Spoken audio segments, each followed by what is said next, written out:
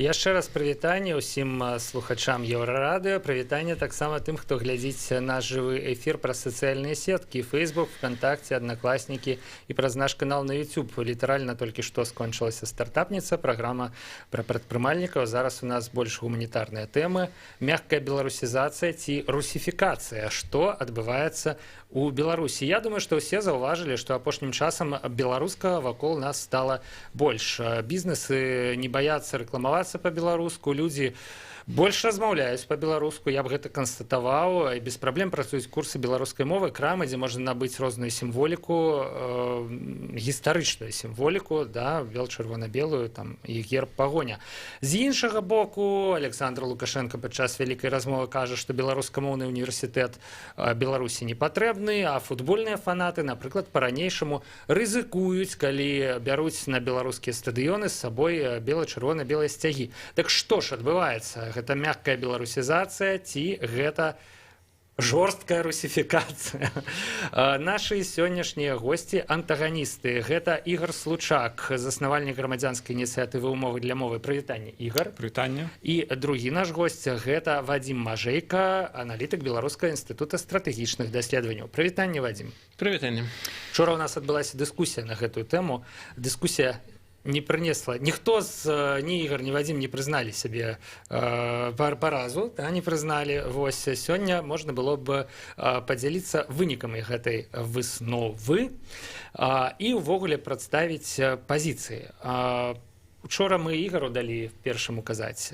Сёння дадзім першаму казаць Вадзіму. Калі ласка, за некалькі хвілінаў. Чаму ўсё ж такі, Вадзім, ты лічыш, што зараз адбываецца мяккая беларусізацыя ў Беларусі?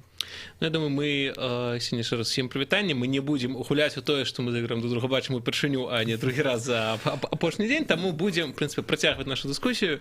І яшчэ раз, калі асноўныя мае тэзы, то, канешне, трэба галоўнае разумець, пра што мы размаўляем, што мы называем мяккай беларусізацыяй, бо зрэшты вакол гэтага і ёсць вялікія спрэчкі і недаразуменні, вакол гэтага шмат міфаў.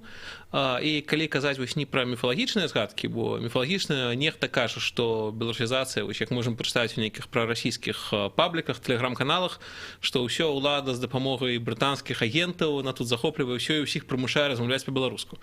А з іншага боку, нехта кажа, што беларусізацыі няма, весь народ здраднікі, па-беларуску ніхто не размаўляе, мова ўсё, ўжо памерла, амаль учора памерла. І калі вось ісці ад такіх полярных адзнак, то я азначаю, што мяккая беларусізацыя гэта працэс паступовага добраахвотнага пашырэння ўжывання беларускай мовы, распаўсюду беларускай культуры і гісторыі, увагі да іх. Гэты працэс праходзіць на трох розных узроўнях. Адзін узровень – гэта грамадскія актывісты, напрыклад, такія як арганізацыі «Будзьма беларусамі» ці «Арт-Сядзіба». Другі ўзровень – гэта мяккая беларусізацыя як тренд у маркетынгу і камунікацыях, тренд, якім карыстаецца бізнес і беларускі бізнес, і міжнародны бізнес, які працуе ў Беларусі, і ў межах гэтага тренда шмат чаго адбываецца.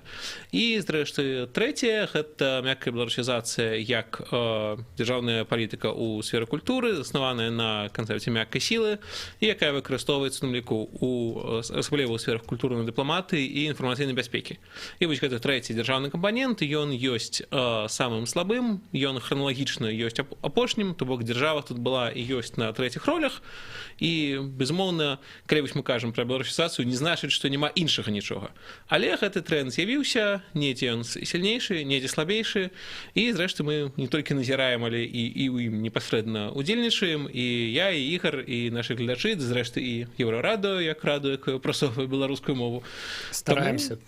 Таму, зрэшты, вось так яна і праходзіць. Я думаю, падчас зараз сённяшняй размовы болей падрабязна прагаворым усе гэтыя моменты. Ігор, не адкладаючы ў доўгую скрыню, чаму ты лічыш, што ўсё ж такі пра беларусізацыю сёння гаварыць не выпадае і што працягваецца русіфікацыя ў Беларусі? Так, на маю думку, і я ў гэтым упэўнены, сёння ў Беларусі ёсць толькі русіфікацыя. І, наколькі ведаю, Вадзім у сваёй дысертацыі, кандыдацкай дысертацыі увёў вось такі тэрмін «мяккая беларусізацыя». Я ж у сваёй магістарскай дысертацыі, якой пісаў па тэме рэалізацыі дзяржаўнай моўнай палітыкі ў Рэспублікі Беларусь вызначыў тое, што па ўсіх крытэрыях у Беларусі зараз адбываецца русіфікацыя, і ніякой дзяржаўнай палітыкі пад назвай беларусізацыя няма, бо сам тэрмін беларусізацыя з'явіўся ў 20-е гады 20-го стагоддзя, калі сапраўды ў 1924 з'ездзе на сустрэчы Цэнтральнага выканаўчага камітэта БССР была заяўлена палітыка беларусізацыі, і гэта было заяўлена на дзяржаўным узроўні. Таксама беларусізацыя, можна сказаць, праводзілася ў 90-х гадах, калі была прынята канцэпцыя падтрымкі беларускай мовы, то бок быў нейкі прыняты акт на ўзроўні дзяржавы. Зараз жа, што мы бачым, гэта тое, што жорсткая русіфікацыя, якая адбывалася апошнія 20 гадоў, спынілася і пачалася мяккая русіфікацыя, бо дзяржава проста перастала давіць тыя паросткі беларушчыны, якія людзі спрабавалі прарошчваць. То бок яна зусім не дапамагае ў гэтым, а толькі не перашкаджае. Можа, нават і перашкаджае. Калі мы глядзім, што сёння ўжо мы едзем адзначаць угодкі БНР у гародню, то можна казаць і тое, што перашкаджае нават больш за тое. Гэта зрэшты таксама, што вельмі люблю, выбачаю, што прерываю. Тых, хто кажуць, няма беларусізацыі, гэта такія заўсёды усяго можна паглядзець з розных бакоў. І нехта заўважыць, што упершыню за шмат год у горадні далі дазвол, што грамадскія актывісты сабралі шмат грошай, яшчэ не ўсе, але шмат сабралі, што будзе праграма, што будзе вялікі канцэрт, што будуць упершыню выступаць такія гурты на гэты дзень. А можна сказаць, але ж у горадні не ў Менску, таму няма беларусізацыі. Таму заўсёды таксама, канечне, пытанне, на чым фокусавацца і што заўважаць. Правільна, але можна сказаць, што летась было ў Мінску. І ў горадні таксама было ў Мінску. Па-за летась усіх збілі і арыштавалі. Да, але ў параўнанні з леташнім святкаваннем, калі мы берем вось гэты прыклад, ўсё ж такі я лічу, што гэта рэгрэс. Што мы ўжо не ў цэнтры Мінску з вялікім канцэртам, а не на ўскрайку, але ўсё ж такі не зусім у цэнтры горадні. Хаця добра, што гэта канцэрт. Зрэшты, мы можам паразмаўляць у ліку і адносна БНР, мы пытаецца важная тэма, але я б хацеў яшчэ зачапіцца наконт русіфікацыі, з таго, што мы учора не сказалі. Мне падаецца, тут, канечне, у развагах Ігара ёсць такі ўспрэчны момант, бо мы ж разумеем, што, напрыклад, агулам тэрмін, калі утвараем тэрмін ад назвы некай культуры, нацыі, русіфікацыя, германізацыя, што заўгодна. Мы разумеем, што ёсць тое, што мы можам называць русіфікацыяй, тое, што адбываецца ў Беларусі зараз. Можам называць русіфікацыяй то, што было ў савецкія гады ў 70-е, што было ў 50-е, а што было ў 30-е. Можам называць русіфікацыяй тое, што рабілі на беларускіх землях пасля падзелу Рэчы Паспалітай. Мы разумеем, што ўсё гэта можна назваць тэрмінам русіфікацыя, пры тым, што гэта дакладна былі вельмі розныя працэсы, якія рабілі розныя акторы, зусім розныя палітыкі. І, адпаведна, мы можна кажам, сталінскія часы, пасля сталінскія застой ці царская Расія, гэта было па-рознаму. Але мы разумеем, што ўсё гэта можна назваць адным словам русіфікацыя, хоць працэсы і розныя. Таму, шчыра кажучы, я вось не вельмі разумею, чаму мы чапляемся, што быццам словам беларусізацыя можна назваць толькі тое, што ім назвалі ўпершыню.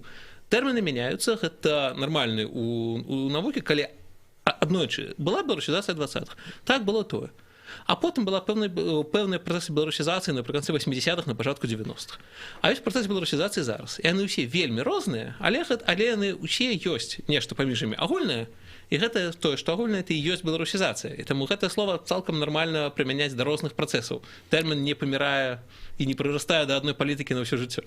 Але як можна назваць беларусізацыяй тое, што ў нас за 20 гадоў узровень школьніцтва беларускамоўнага знізіўся з 70% да 12%. То бок тут нельга ніяк казаць пра тое, што адбываецца ў Беларусі хоць нейкая беларусізацыя мяккая ці не мяккая. Это проста русіфікацыя планамерна ідзе. Мы учора размаўлялі пра школьніцтва, з задавальненнем яшчэ раз паўторю свой тэзіс, бо сапраўды ёсць адзін з момантаў, дарэчы, новел тычыцца тых, хто спрачаецца з беларусізацыяй, калі людзі фокусуюцца на адным напрамку. Я чуў вельмі розныя рэчы. Зменшылася колькасць школьнікаў. Таму няма беларусізацыі. Не агучваюць па-беларуску мульцікі, таму няма беларусізацыі.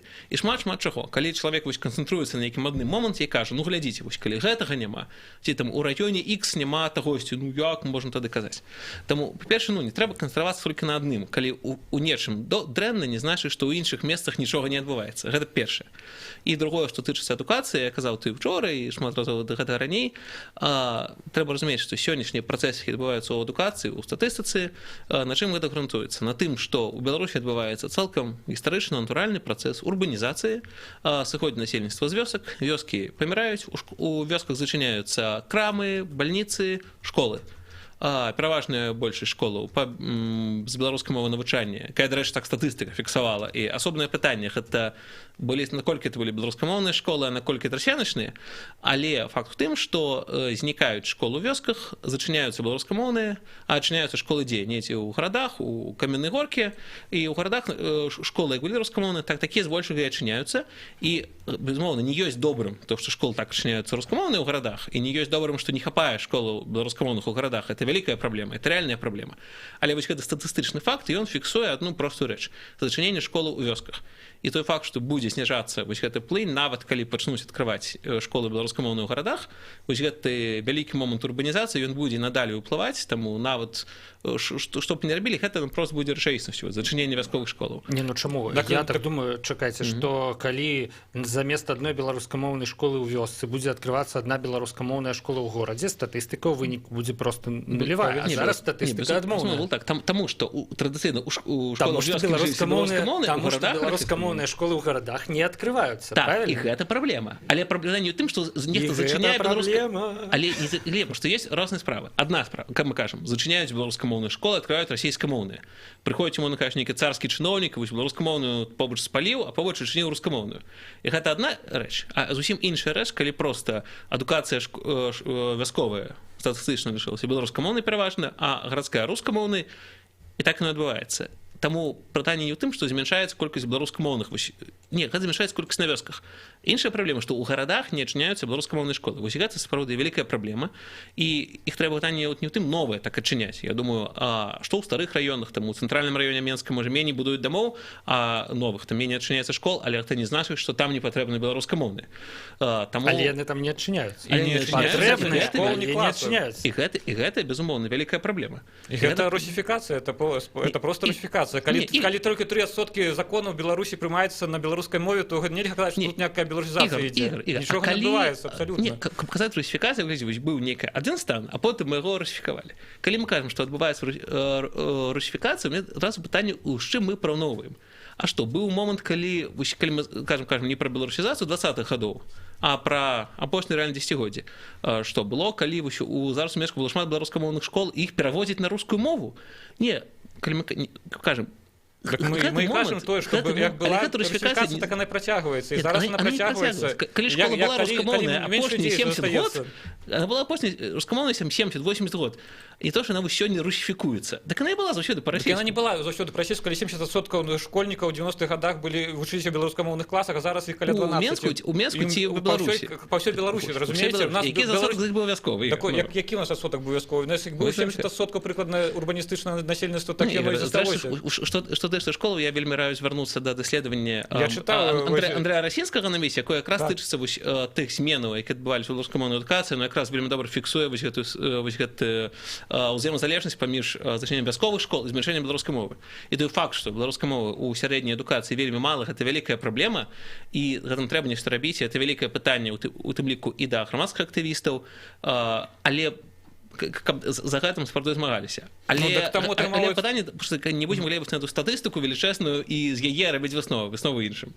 Выснова якраз такі ў тым, што у нас 10 мільёнаў чалавек, і ёсць адсотак дзяцей, дзе 70% было раней беларускамоўных, зараз іх толькі 12% вучацца. Не было 70% дзяцей беларускамоўных. Ну, не дзяцей, а школ. Разумееце, школ. Калі людзі зараз спрабуюць адчыніць беларускамоўныя школы, класы і садкі, і іх нічога не атрымаецца, то мы не можам казаць, што у нас зараз адбываецца мяккая беларусізацыя, тут людзі проста змагаюцца за свае канстытуцыйныя правы. І іх змаганне ёсць часткай гэтай мяккай беларусізацыі. Беларусізацыя гэта не толькі палітыка дзяржавы. Людзі супраць дыскрымінацыі змагаюцца. Гэта не падабаецца, пасля ўчорашняга мы зрэшты пачалі бачыць і даваць слова. Вот реально пачалося.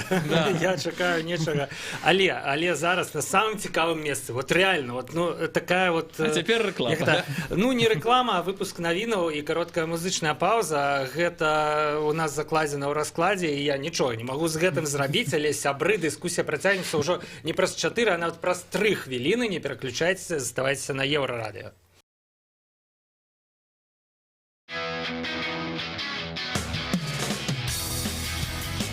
Еўрарадыё. Мы першае рок-радыё Беларусі. Самыя свежыя навіны і аналітыка, музыка і крытыка. Мы незалежная крыніца інфармацыі ў тваім рэальным жыцці і ў інтэрнэт-прасторы. 24 гадзіны на суткі нас можна знайсці на старонцы еўрарадыё.фм. Лаві нас на спадарожніку Астра 4А, 4,8 градусаў на ўсход. Еўрарадыё. Час ведаць, што адбываецца.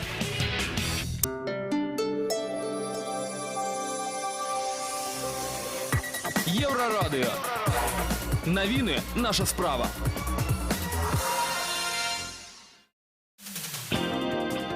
Вітаю, каротка пра асноўныя падзеі. Суд у расійскім Ростове-на-Доне асудзіў палітвязня з Украіны 20-гадовага Паўла Грыба, скрадзенага ў Беларусі з Гомеля, да 6 гадоў пазбаўлення волі з адбываннем у калоніі агульнага рэжыма. 20-гадовага хлопца прызналі вінаватым у тым, што ён схіляў да тэракту расіянку Тацяну Яршову. Пасля вынесення прысуду Паўло Грыб абвясціў галадоўку. Ягоны бацька, украінскі службовец Ігор Грыб, заявіў, што ягонаму сыну пагражае смерць, таму што ў сына ёсць тэрміновая патрэба ў аперацыі, у якой таму адмаўляюць. Учора ў кітанскай правінцыі Дзянсу адбыўся выбух на хімічным заводзе. 47 асобаў загінулі, 90 сур'ёзна параненыя. Да медыкаў звярнуліся 640 чалавек. Цвердзіцца, што перавышэнне нормы канцэнтрацыі хімічных рэчываў у раёне хімзавода не выяўлена. Александр Лукашенко сёння зладзіў нараду у Баранавічах з тамтэйшым актывам і заявіў, што Беларусь стала эпіцэнтрам нашага рэгіёну. Ад Нарвегіі, Швецыі і Фінляндыі, заканчваючы афрыканскай дугой, многія з краін разлічваюць на падтрымку Беларусі, на думку Александра Лукашэнкі. Крышку пра надвор'е. У суботу чакаецца парывісты вецер і да 15 градусаў цяпла. Уначы вецер будзе сягаць 18 метраў на секунду, а ў дзень хутчэй няўстойлівы да 7. Уначы ад 3 марозу да 2 цяпла, ў дзень пацяплее да 6-15 градусаў. Гэткае надвор'е захаваецца да панядзелка.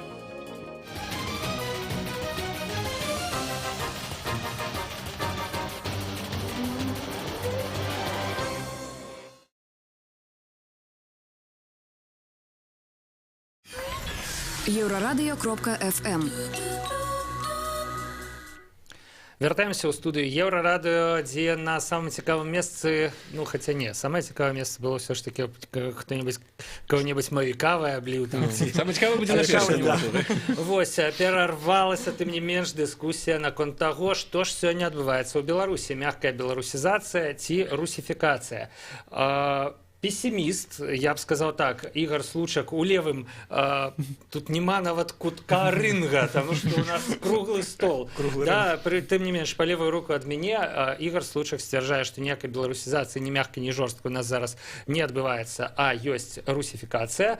По правую руку Вадим Мажейка, які ўсё ж таки аптымістычна, да, займае аптымістычную пазіцыю і лічыць, што мягкая беларусізацыя адбываецца. Вядома, на маю думку, тут проста спрэчка пра тое, што разумець, да, пад словам беларусізацыя. Безумоўна, бо калі мы ўсё говорим, з аднаго боку, я цалкам могу падзіцца Ігорам пра тыя ўсе праблемы, які называем русіфікацыі, то, што не хапае беларускай мовы адукацыі, заканадаўстве, конечно, не хапае.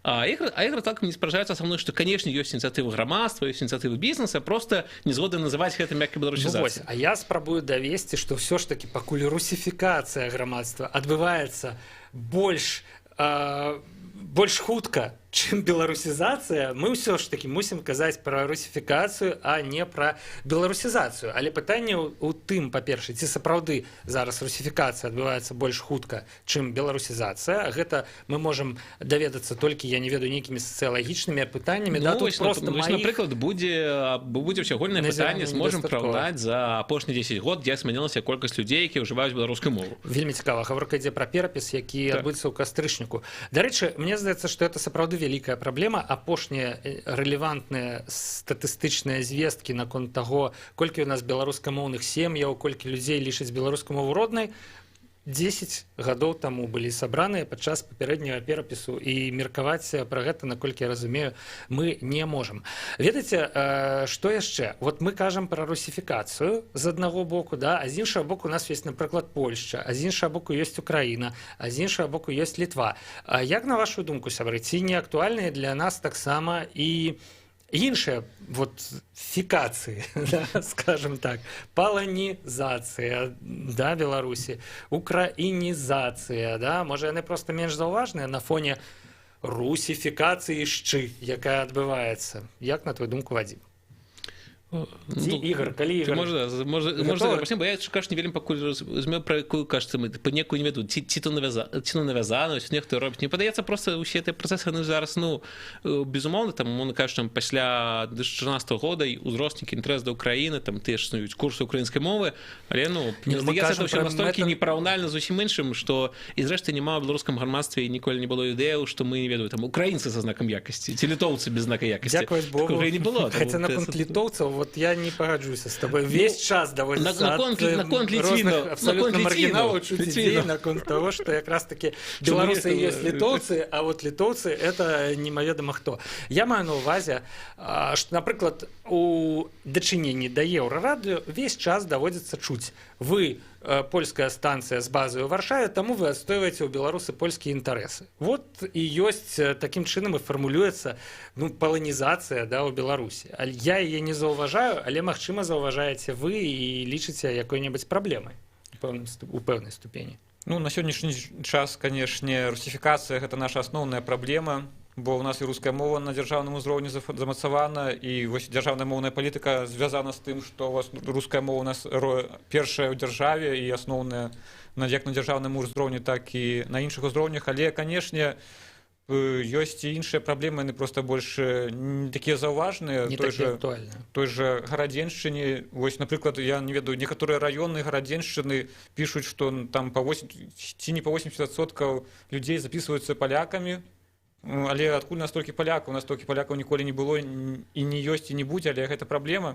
Ну, це, в принципі, який секрет Полішинелів, чому що вони записують з поляками, як потримають карту поляка, як потім візи і шопінг у Білостоку, а не тому, що їх там просто серце горить за Польщу в більшості. Ну так, але зараз просто, ну, Польща, наприклад, зараз у Білорусі не проводить таку агресивну політику, але, в принципі, коли, наприклад, захоче, вона може зробити це.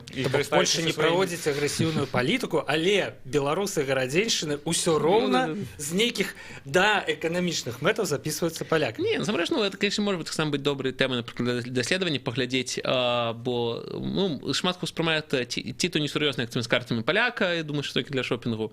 Ці, наприклад, ми розуміємо, що, наприклад, теж там польська там допомога Белсату, ці польська реєстрація Єврораду, це просто вимушені міри, ці там як була програма Кальновського, але було б, ну, дивно казати, що це не приводить ні до ніякого впливу, безумовно, ніякий вплив Росії, і ми бачили, наприклад, як вважаєш, що там цілком внутріпольська політична ситуація відбилася на ситуації з Белсатом.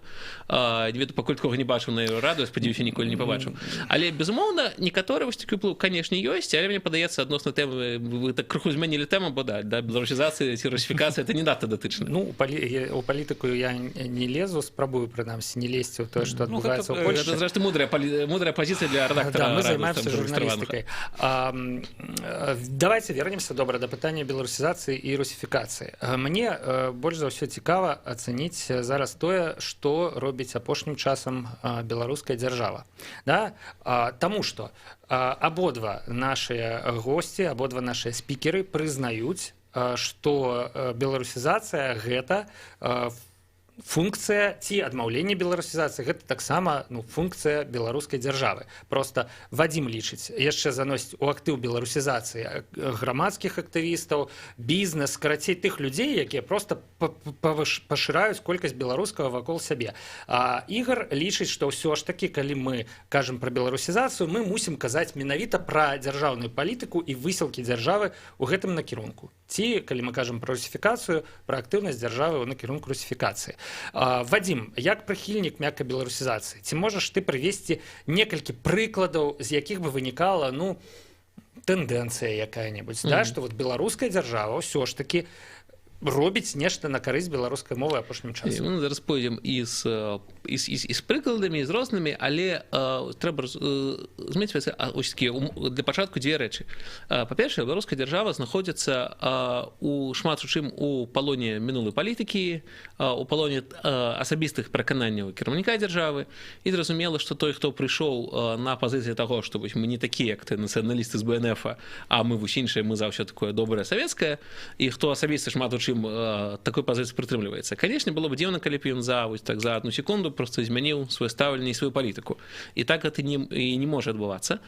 І па-другое, беларуская дзяржава шмат у чым знаходзіцца паміж Сцылай і Харыбдай, калі з аднаго боку, асабліва пасля Крыма, пасля 2014 года, дзяржава, зрэшты, і да гэтага там былі зменены, калі мы не будзем зараз сыходзіць не шмат часу в таму пытанні абмеркавання зменаў у беларускай дзяржаўнай ідэалогіі, на чым як яна грунтавалася.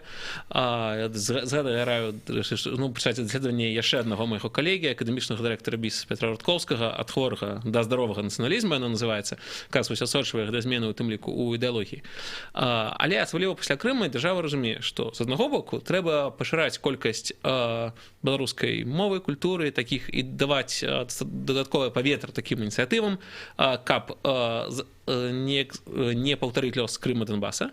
З іншага боку, беларуская дзяржава мусіць цудоўна разумець, што калі гэта рабіць значна гучна і рабіць толькі такое, то гэта якраз можа правакаваць Расію на падобныя дзеянні. Таму, адпаведна, Беларусь вельмі складанай сітуацыі знаходзіцца, і ў гэтай сітуацыі проста зноў казаць пра баланс русіфікацыі і беларусізацыі не значыць, што дзеянні адносна таго, што можна назваць русіфікацыяй, спыніліся. Не. Шмат што з гэтага рабілася і робіцца надалей, і не было такога, што у адзін момант яно перамянілася. Але калі казаць пра дзеянні, якія якраз датычныя да беларушчыны, то так, адно з іх гэта сапраўды стварэнне магчымасцяў для незалежных актораў, і можна сказаць, это ж робяць людзі, а не дзяржава. Зноў-такі, і людзі робяць, калі атрымаюць дазволы. Паша Белавус арганізуе БНР-100 у мінулым годзе, робіць у гэтым, а ў пазамінулым сядзеў за кратамі. І гэта не значыць, што мы ж не кажам, што дзяржава добрая ці дрэнная, бо мне падаецца, шмат для каго адвесці такое, зноў-такі, пытанне беларусізацыі, для іх тэза сказаць: во, дзяржава дрэнная. Окей, добра, а далей што? Які наступны крок? І падаецца, аніякі. Акрамя таго ж, дзяржава мусіць стаць добрай. Мне падаецца, трэба іх заўважаць. І так, што стварылі магчымасці, дастаткова? Не, недастаткова. Але стварылі, святкаванне БНР у мінулым годзе было большым, чым апошнія 10-20 год. Было. У гэтым годзе меншае? Так, меншае, у тым ліку таму, што для дзяржавы гэта выклік, і яны, зноў-такі, дзяржава не зацікаўленая ў надта буйном разгортванні. Незалежна ад яе арганізаванай групы. Прабач, Вадзім, пераб'ю. Мараль у тым, што беларуская дзяржава не можа ў тых абставінах, у якіх яна зараз знаходзіцца, дэклараваць беларусізацыю. Вот сказаць, занатаваць дакументам нейкім, ці выступаць. Вот зараз мы пачынаем беларусізавацца там з заўтрашняга дня, ці вот з гэтай хвіліны. Просто таму, што яна знаходзіцца ў такіх палітычных абставінах, у якіх яна знаходзіцца. Не, што датычна дакументаў, зрэшты, казаў учора, звярнуў бы ўвагу на гэтую канцэпцыю інфармацыйнай бяспекі, якая была прынята, якой якраз-такі вялікі раздзел якраз-такі і прысвечаны беларусізацыі. Безумоўна, ён не ідэальны, да ўсяго на свеце ёсць пытанні, але ён ёсць, ён задэклараваны, запісаны ў дакументах, калі ўжо мы пра гэта кажам. Але што тычыцца дэкларацыі, дык пытанне у тым ліку проста палітычнай прагматыкі, і вось все гэтыя не надта, можа, нам прыемныя правладныя эксперты, якія ездзяць па расійскіх ток-шоу і распавядаюць там, што ніякай беларусізацыі няма, у Европы мы не сыходзім, ўсё далей сябруем з вялікай Расіяй. Гэтыя людзі робяць вельмі карысную для Беларусі рэч, змяншаючы рызыкі негатыўнага ўплыву з боку Расіі. Безадносна таго, праўда гэта ці не, але самі і гэтыя дзеянні, гэта для Беларусі карысна. Ігор, беларусізацыя, русіфікацыя і беларуская дзяржава. Для беларускай дзяржавы ніякой бы праблемы не было сказаць, што ў нас в Беларусі ёсць русіфікацыя альбо беларусізацыя. Не трэба казаць гэтае слово наогул, трэба проста выконваць канстытуцыю. Не беларусізацыя, не русіфікацыя Беларусі не патрэбна. Проста трэба, каб канстытуцыя, асноўны закон дзяржавы, працаваў.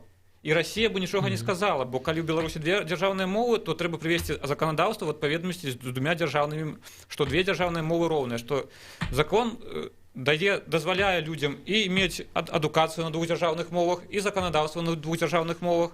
Але зараз нічога такога няма. Зараз беларуская мова за кошт вось такой дзяржаўнай моўнай палітыкі зведзена да таго, што гэта стала маргінальная мова.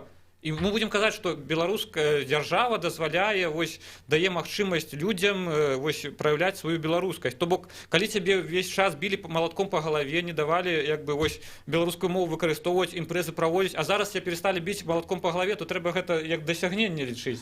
То бок, в прынцыпе, дзяржава і мусіць рабіць тое, што яна робіць зараз, таму што гэта прапісана ў Канстытуцыі, ў іншых законах. Дзяржава не можа супраціўляцца таму, што яна ж сама і пастанавіла. Дзяржава зараз нічога, в прынцыпе, і не робіць. Робяць толькі асобныя людзі.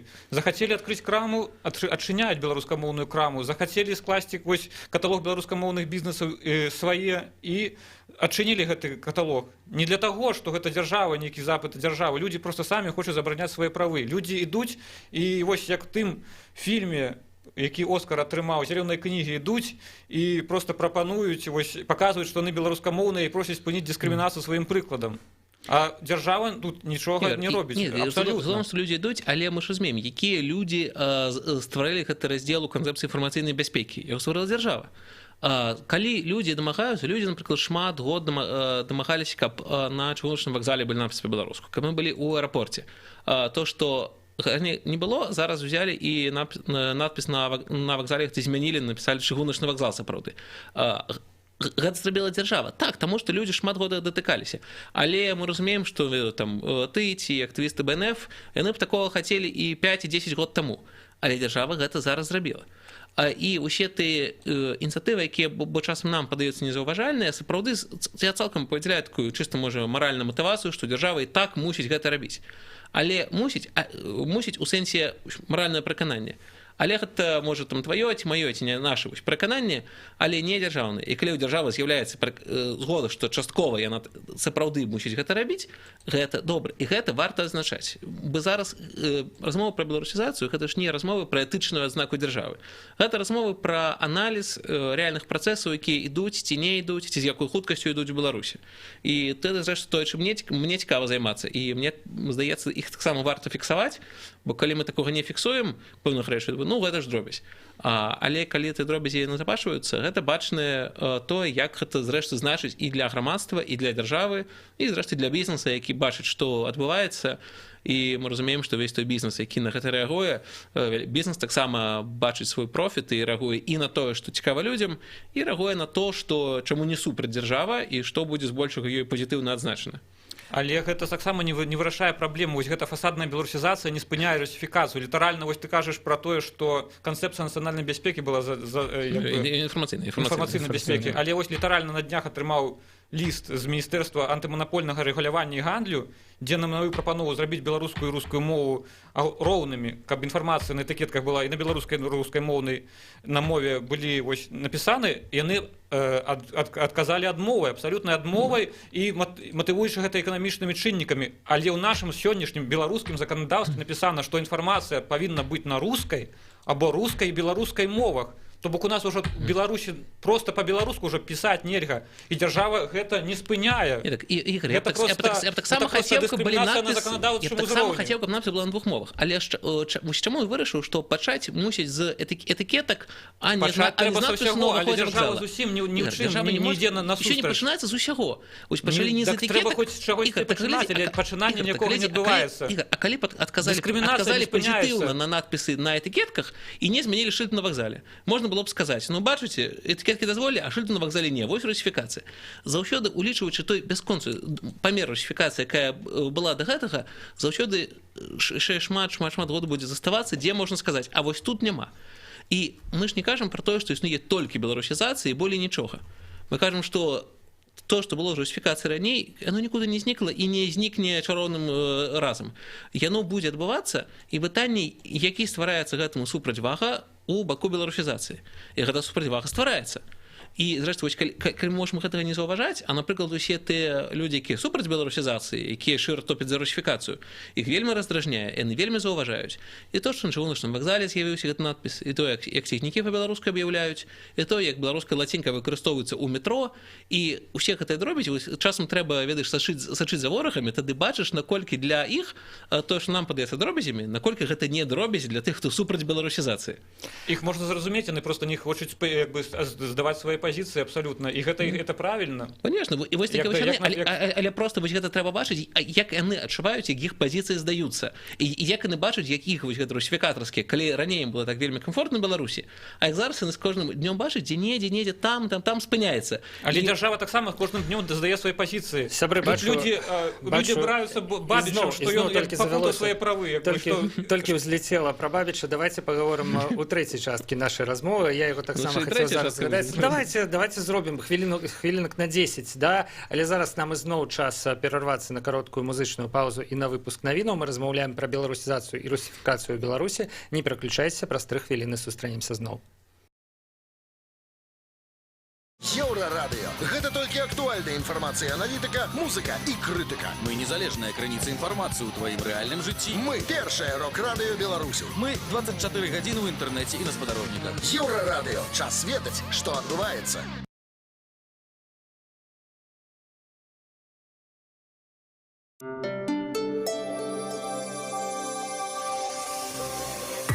Еўрарадыё. Навіны наша справа. Вітаю, каротка пра асноўныя падзеі. Владимир Макей пацвердзіў, што прэзідэнцтва Пуціна ў аб'яднанай дзяржаве Беларусі ды Расіі сапраўды абмяркоўвалася. Напярэдадні такую інфармацыю апублікаваў Bloomberg. Прэс-сакратар прэзідэнта Расіі Дмітрий Пясков адразу абверг гэтую інфармацыю. Гэта свабодныя практыкаванні, якія не маюць ніякага дачынення да таго, што абмяркоўваецца ў Крамлі.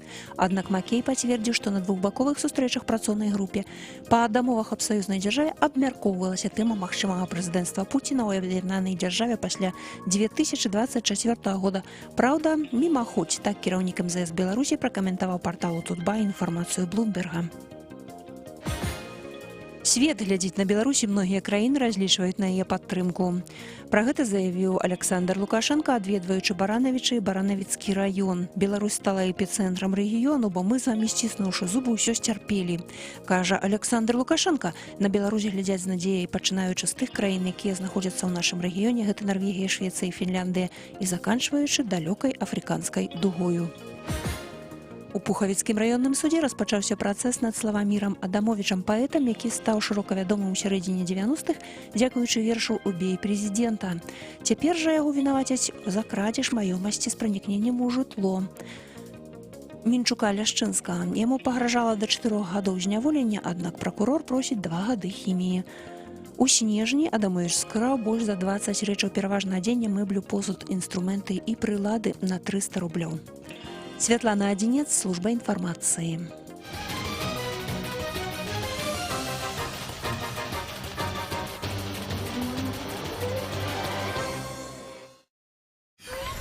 Еўрарадыё.фм. Вяртаемся ў студыі Еўрарадыё. Вялікая размова пра мяккую беларусізацыю ці русіфікацыю, якія адбываюцца зараз у Беларусі, працягваецца ў нашай студыі Вадзім Мажэйка, аналітык Беларускага інстытута стратэгічных даследаванняў. Яшчэ раз прывітанне, Вадзім. Яшчэ раз прывітанне. І заснавальнік грамадзянскай ініцыятывы ўжо прывітаўся з намі ў мовы для мовы. Ігор Случак, прывітанне, Ігор. Нарэшце я вывучыў, як правільна ставіць націск у тваім прозвішчы. Што ж, пад канец вось гэтай другой часткі размовы Вадзім згадаў пра ворагаў беларусізацыі, тых актараў, тыя бізнесы, якія ў беларускім грамадстве існуюць і якія супраціўляюцца. І, в прынцыпе, і па словах Вадзіма, і па маіх назіраннях, я не ведаю, ці пагодзішся ты, Ігор, апошнім часам яны так, расхваляваліся крыху. Як ты лічыш, расхвалявалі мы іх все ж таки больш, чым звычайна? Просто ім трэба за нешта зацепляцца, і калі яны бачаць хоць нейкая праяву нейкай беларушчыны, то яны на яе рэагуюць. Іх можна зразумець. Але раней, значыцца, ім было менш за што чапляцца, да? Зараз все ж таки праяў беларушчыны, да якіх яны сапраўды могуць чапляцца, стала больш. І яны пачалі казаць весь час, вы што хацеце, каб было как в Украіне, да? Тут хутчэй якраз такі ўкраінскі гэты фактар, што яны ўпусцілі ўкраіну, то зараз яны пачалі больш звяртаць увагі на Беларусь. А вось такая рыторыка, як у Беларусі зараз, она і ў Літве, у Латвіі, у Эстонії ўвесь час працягваецца. Просто беларусаў яны лічылі зусім не да нацыі. Марыянетачнай такой, да? А тут яшчэ як бы вось трэба хоць нешта паспець адхапіць сабе. Хоць І таму я спадзяюся, што ж такі дзяржава разумее таксама, што не падтрымліваючы беларускую мову на дзяржаўным узроўні, можна так вось з Украіны не атрымалася, то Расія вялікая краіна, то яна можа прыкласці ўсе намаганні, каб так і атрымалася. Бо калі не будзе беларускай мовы, то чым мы будзем адрознівацца тых жа расіян? Нічым. Ці можа хто-небудзь прыгадаць, каб Расія вот адкрытым тэкстам што-небудзь казала пра тое, што ў Беларусі лепш бы згарнуць там якую-небудзь беларусізацыю. Я магу прыгадаць, як адзін любімых вясёлых прыкладаў, як Расія казала цалкам адваротнае. Як казаў былы амбасадар Расіі, спадар Суркаў, ён казаў, што вось некаторыя кажуць, што ў Беларусі адбываецца беларусізацыя. А што тут такога? Канешне, Беларусі беларускай мовы, это беларусізацыя. І які ж це нацыяналізм? А што, калі ў нас у Расіі расійская мова, это таксама што нацыяналізм? Не трэба ж ідэатызмам займацца. Я гэтае слово амбасадара Суркава, конечно, не вельмі люблю, але наврад ці іх надта любілі ў Расіі, зрэшты, Суркаў і змяніўся.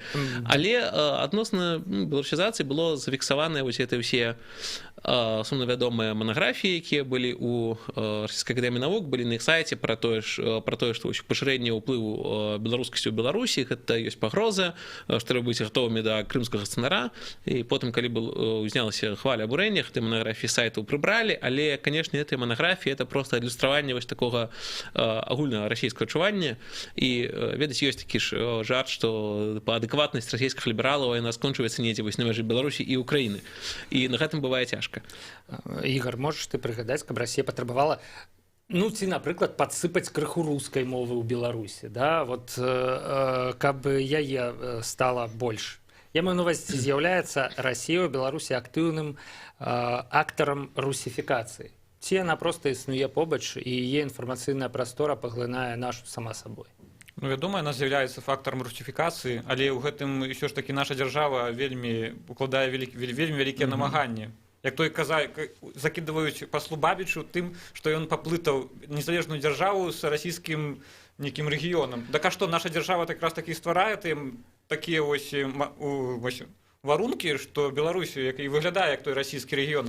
Расійскае тэлебачанне, расійская мова. Дзяржава прыкладае намаганні, ці ўсё ж такі дзяржава не аказвае супраціву? Так же, як яна зараз не аказвае супраціву для захадаў па беларусізацыі, якія прадпрымаеш ты, напрыклад, Паша Белавус, Сімвал Байер, Сядзіба і іншыя прыхільнікі беларусізацыі. Калі яна не прыкладае намаганне таго, каб Канстытуцыя выконвалася, то значыць, все ж такі яна прыкладае намаганне таго, каб Канстытуцыя не выконвалася. Калі Конституцыі, мы, конечно, тут кажам як юрысты, конечно, пытаннях там заканадаўства, ўсё слушна, але ж трэба разумець, што той момант, колькі, напрыклад, людзей будуць дома размаўляць па-беларуску, колькі людзей будуць болей рэспектаваць беларускай культуры, гісторыі, глядзець на гістарычны падэйс беларускаму гледжанню, колькі з іх будзе шанаваць беларускія помнікі, гэта ўсё ў Канстытуцыі не зафіксуеш, Канстытуцыі не гарантуеш. І што б не напісаць у Канстытуцыі, вось гэтыя працэсы беларусізацыі грамадства, іх ўсё роўна трэба рабіць, і гэта працэс, які будзе працягвацца. Што тычыцца Расіі, яшчэ узгадаў фразу Бабіча з таго ж мінулага інтэрв'ю, як ён казаў, што існуе тонкая мяжа паміж беларусізацыяй і дэрусіфікацыяй. І таму, безумоўна, для Расіі гэта ёсць выклік, але тут, мне здаецца, пытанне не ў гэтым, а ў інструментах. Бо, напрыклад, я ведаю, што французская амбасада ў Беларусі таксама вельмі клапоціцца, клапоціць пытанне франкафоніі, іх клапоціць, што змяншаецца колькасць франкамоўных школаў у беларускую, дзе вывучаюць французскую як замежную мову. І гэта цалкам нормально, што французская амбасада пра гэта клапоціцца. Это само па сабе не ёсць праблема, і праблема бывае толькі ў тым, як далей дзяржава, што робіць, якія інструменты выкарыстоўвае. І, канешне, інструменты Расіі могуць выклікаць пытанне, але вось як мы тут казалі ў паўзе, той факт, што прасоўваюць такія прарасійскія людзі, арганізацыі, ініцыятывы ў Беларусі, гэта звычайна нейкія маргіналы, фрыкі, ці, напрыклад, знакаміты факт пра тое, як гэтым кіраўніком РМОЛа, які зараз прасоўвае акцыю «Бессмяротны полк у Беларусі», з'яўляецца чалавек, які раней быў волхвом некай неязычніцкай антысеміцкай секты схрон ешславен. Вось сам той факт, што пры расійскай арганізацыі там вось такія вось людзі маргінальныя, гэта, конечно, само па сабе ёсць для іх, мабыць, праблемай, і зрэшты на месцы там распрацоўніцтва ці Бабіча я падумаў, чаму ж іх прадстаўляюць у Беларусі такія дзіўныя людзі. Але для амбасадараў Расіі, сапраўды, для беларушных у сэнсе таго, што гэта хутчэй пазітыў і выявіць нейкія моцныя прарасійскія арганізацыі, арганізаваныя, структураваныя, якімі кіруюць разумныя людзі. Такога асабліва няма, і зрэшты дзяржава для гэтага прыкладае высілкі. Я б узгадаў кейс, калі пасля крымскай вясны, калі беларуская славянская еднасць, калі яны сказалі, што яны сваё грамадскае аб'яднанне перарэгіструюць у партыю і скарыстаюцца гэта скандаўчай магчымасцю, якая для Беларусі, здаецца, была створана. І адразу пасля гэтага іх лідар славянскага камітэта ці кангрэса, як там было, гаспадар Касцян, пачаў раней быў такі правладны, літаральна праз пару дзён пачаў скардзіцца харты: як жа гэта так, на нас усіх тэлефанавалі КГБшнікі, усіх націснулі, усе павыходзілі з нашай арганізацыі, ўсё развалілася, і, канешне, нічога ім зарэгістраваць не далі. І вось гэта, дарэчы, паказвае, як дзяржава можа не надта дэмакратычнымі метадамі, але таксама вельмі клапоціцца пра пашырэнне рэальнага расійскага ўплыву. Але навошта расійскай дзяржаве нейкія арганізацыі нармальныя, калі ў іх ёсць цэлы беларускі парламент, які адстойвае іх інтарэсы, і беларускі ўрад, які адстойвае расійскія інтарэсы. Калі, напрыклад, што прыходзяць людзі і кажуць, такая канспіралогія, што акупацыйная ўрад, калі ў нашым законе нацыянальным пішуць, што па-руску можна, а па-беларуску нельга, і наш парламент адказвае, што не, тут праблемы не існуе, то навошта Расія яшчэ нейкія акторы? Калі і так дзяржава абслугоўвае іх інтарэсы і беларусізацыя... Паміж ужываннем расійскай мовы і наўпрост кіраваннем з Расіяй расійскімі інтарэсамі існуе ўсё ж такі вялікая розніца, і калі нехта хоча верыць, што Беларусі, як кажуць, там КХП-БНФ, што кіруе акупацыйны ўрад, які атрымлівае ўказанні з Крамля і робіць усё па крамлёўскай указке, ну, можа, канешне, ў гэта верыць, але беларускі ўрад адстойвае тыя беларускія інтарэсы, як яны іх разумеюць, і тым ёсць у тым ліку і разуменне, што трэба абараняцца ад розных там славянскіх камітэтаў, якія пашыраюць расійскі ўплыў. І з таго ж боку ёсць разуменне, што трэба абараняцца ад надта актыўных беларусізатарскіх ініцыятыў, бо як бы мы ўсе не казалі, што ўсё, што вось адбываецца, там як было на БНР-100, што гэта не палітычнае, гэта нацыянальнае, культурнае, але прыкладна ўсім зразумела, якіх палітычных поглядаў ўсё ж такі прытрымліваюцца ўсе гэтыя людзі, і дзяржава таксама цудоўна разумее, што калі будзе значна мацнейшы, арганізаваны, у тым ліку здольны арганізоўваць вялікія акцыі, фінансаваць іх рух, гэта для дзяржавы таксама небяспечна. І як любая недэмакратычная дзяржава, дзяржава спрабуе як мінімум альбо кантраляваць усіх, хто можа нешта падобнае арганізаваць, альбо не даваць ім стаць надта моцнымі. І гэта безадносна вось зараз этычных адзнак ці добрых гэта дзяржава робіць. Відавочна, што этычна не, але з пункту гледжання чыста прагматычнай было б дзіўна, калі дзяржава клапаецца і пра адно, і пра другое, такая, якая ў нас зараз ёсць. Пытанне ў тым, што яна добрая, а ў тым, што яна ўсё ж такі не ёсць марыянеткай Крамля. Вельмі позна, на жаль, я заўважыў пытанне ў Фейсбуку. Іван Ведзінін пытаецца: давайте вызначымся, беларусізацыя гэта тое, што адбываецца само сабой, ці гэта палітыка дзяржавы? Можна просто реально два сказы там сказаць на гэты конт, Ігор? Беларусізацыя гэта тэрмін, юрыдычны тэрмін, гэта павінна зыходзіць ад дзяржавы. То бок беларусізацыя гэта палітыка дзяржавы. Беларусізацыю мусіць прасоўваць дзяржава. Вадзім. Беларусізацыя нікому нічога не павінна. Беларусізацыя гэта працэс, якім можа займацца кожны, і гэта мусіць займацца дзяржава. А што, калі я хачу гэтага нешта рабіць, мне трэба сядзець моўчкі, таму што дзяржава, таму мяне вось такі бянтэжыць крыху такі патэрналізм, калі кажам, гэта можа рабіць толькі дзяржава. Ды не, гэта мусім рабіць мы ўсе. Но што тычыцца пытання Вані, дык Ваня, хутчэй пытанне, кажаш, працэс, які адбываецца сам сабой. А сам сабой гэта як? Ну, сам сабой не ведаю. Калісьці верылі, што мухі яны самі з нічога зараджаюцца. Так не бывае. Нічога не адбываецца само по сабе, і ўсё, што робіцца для беларусізацыі, гэта робяць канкрэтныя людзі, якія ёсць то грамадскімі актывістамі, ці яны працуюць у бізнесе, супраць дыскрымінацыі змагаюцца, а не за беларусізацыю. Яны проста хочуць дамагчыся тых правоў, якія дзяржава павінна гарантаваць. Гарантаванне правоў дзяржавы, напрыклад, той факт, каб установіць помнік Гедыміна ў Лідзе. Гэта што, зафіксавана ў Канстытуцыі, што яно мусіць быць? Гэта абавязак дзяржавы паставіць менавіта такі помнік менавіта ў гэтым месцы. Такога абавязка няма. І тое, што гэта там помнік будзе, гэта шмат у чым вынік дзеянняў тых, хто гэтым займаўся. Помнік у Лідзе гэта зафіксавана ў Канстытуцыі Беларусі, дзе прапісана, што права кожнага грамадзяніна і абавязак дзяржавы забяспечваць нацыянальную культуру беларускую. Але забяспечыць культуру гэта агульнае слова канстытуцыі, што трэба менавіта помнік Гедэміну, менавіта ў гэтым годзе будзе адчыніць у лідзе, такого канстытуцыі не зафіксавана. І то, што нехта гэта прасоўвае. Ці тое, што у найлепшым, самым сучасным кінотэатры Беларусі прыватным мусіць адбывацца паказы фільмаў па-беларуску, які нехта там агучыць. Гэта не зафіксавана ў канстытуцыі. Зафіксавана, што у нас две дзяржаўныя мовы, і ў культуры і мастацтве павінна вытрымлівацца гэты парытэт. І ва ўсіх шматмоўных дзяржавах гэты парытэт вытрымліваецца. Ёсць і беларускамоўныя школы, і беларускамоўныя класы, беларускамоўнае заканадаўства і ўсё іншае. Ігор, просто нехта лічыць, што трэба, каб дзяржава ўсіх прымусіла, дзяржава не павінна, мы не просім прымушаць, і беларускамоўныя таксама выканаць абавязкі, зрабіць две мовы, моўныя групы роўныя, і культурныя і моўныя групы роўнымі, і як гэта зрабіць? Гэта трактоўка канстытуцыі, і мы ж разумеем, што канстытуцыя ёсць вялікім законам. І да яго ёсць іншае, як оно рэальна адбываецца потым на месцы. Трэба якраз-такі змяніць заканадаўства. Мне здаецца, што зараз у грамадстве відавочна ўзнік запыт на беларускую мову, на беларускамоўныя фільмы. Няхай сабе гэта не такі масавы запыт пакуль што, але ён ёсць. І вось апошняе пытанне, якое мы, відаць, абмяркуем.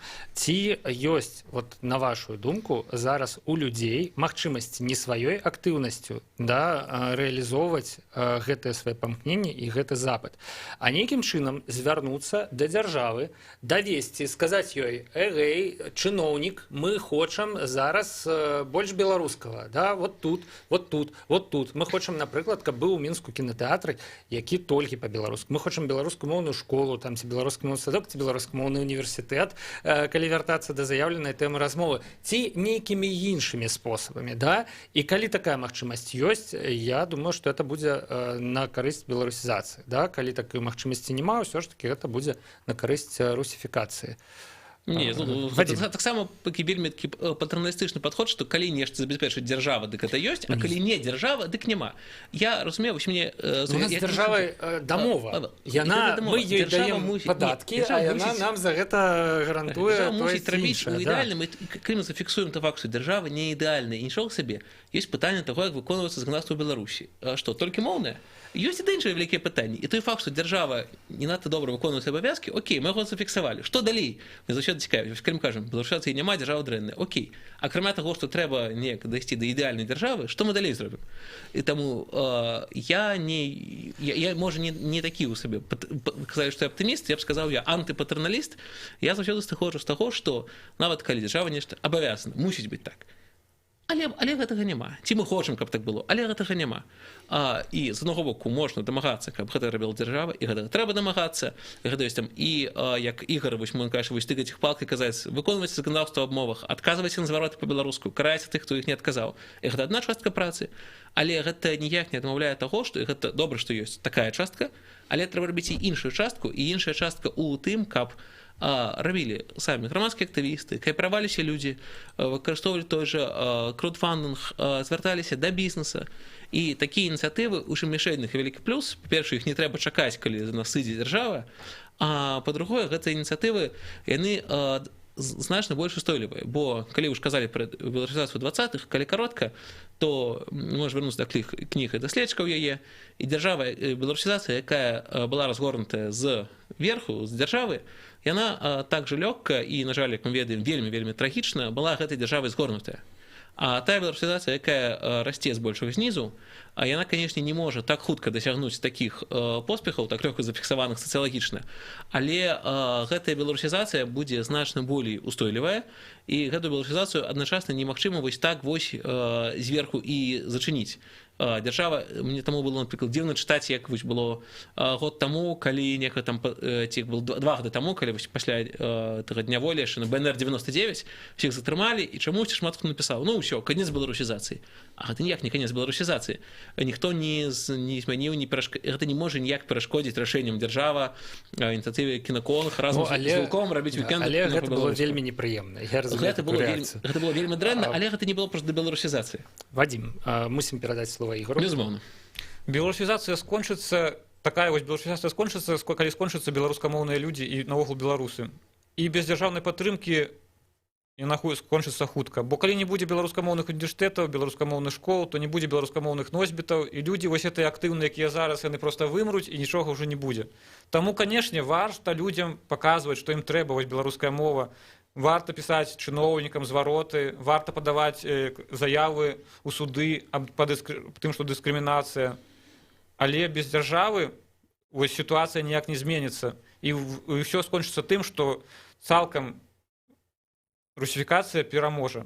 Нічога не застанецца. Гэта просто вось такі круткі пацыяналісцкі, ці кансерватыўны, ці неакансерватыўны падыход, што без дзяржавы чагось не атрымаецца. А я як ліберал скажу, што і ў беларусізацыі, і ў бізнесе шмат яшчэ чым. Цудоўна ўсё без дзяржавы атрымаецца, і шмат у чым лепей, чым з дзяржавай. У Беларусі вельмі моцная дзяржава. Ведаеце, што ўжо не дам я нікому з вас слова. Можа, не трэба рабіць іх больш моцнай? Ужо не дам уже нікому з вас слова, таму што праз хвіліну мы мусім заканчваць. Безумоўна, тэма беларусізацыі, русіфікацыі зараз гэта тэма абсалютна без конца. Мы можем прыводзіць прыклады, мы можем аналізаваць той ці іншы досвед, але нешта вырашыць зараз, да, так все ж таки беларусізацыя ці русіфікацыя мы не зможам. Як я разумею, як і пасля учорашняй дыскусіі бакі засталіся пры сваіх меркаваннях, нікога не атрымалася за эту гадзіну перакінаць.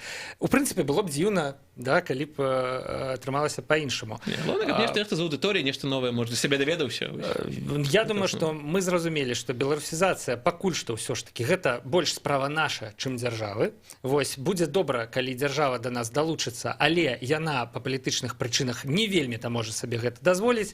Я думаю, што мы на гэтым, на жаль, скончым, перайдзем у каментары і на іншыя пляцоўкі. Ігор Случак, Вадзім Мажэйка былі гасцямі студыі Еўрарадыё. Да пабачэння, шаноўныя сябры. Шчасліва. Павел Свердлоў працаваў пры мікрафоне. Пачуемся.